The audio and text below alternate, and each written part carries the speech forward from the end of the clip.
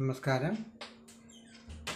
വീടിൻ്റെ ഗൃഹമധ്യസൂത്രം അല്ലെങ്കിൽ ബ്രഹ്മസൂത്രം ഇതിന് എന്തെങ്കിലും തടസ്സമുണ്ടായാൽ അനുഭവപ്പെടുന്ന ദോഷഫലങ്ങളെ സംബന്ധിച്ചുള്ള വിവരം അറിയുന്നതിന് താല്പര്യമുള്ളവർ ഈ ചാനൽ സബ്സ്ക്രൈബ് ചെയ്യുക,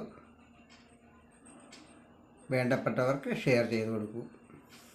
ഈ ബ്രഹ്മസൂത്രം ബ്ലോക്ക് ആവുകയാണെങ്കിൽ നാഡീഞരമ്പുകളെ സംബന്ധിക്കുന്ന രോഗങ്ങളും രക്തചംക്രമണത്തെ ബാധിക്കുന്ന രോഗങ്ങളും ശ്വാസകോശത്തെ ബാധിക്കുന്ന രോഗങ്ങളും സാധാരണ ഉണ്ടാകാറുണ്ട്.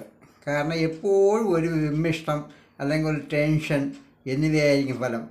ഒരു പരാലിസിസ് പോലുള്ള രോഗത്തിൽ വരെ കൊണ്ടെത്തിക്കാനും മരണത്തിലേക്ക് എത്തിക്കുവാനും ഈ ബ്രഹ്മസൂത്രത്തിന് എന്തെങ്കിലും ദോഷമുണ്ടായാൽ സംഭവിക്കുന്നതാണ്. ഇത് നമ്മൾ പ്രത്യേകം അറിഞ്ഞു വയ്ക്കണം.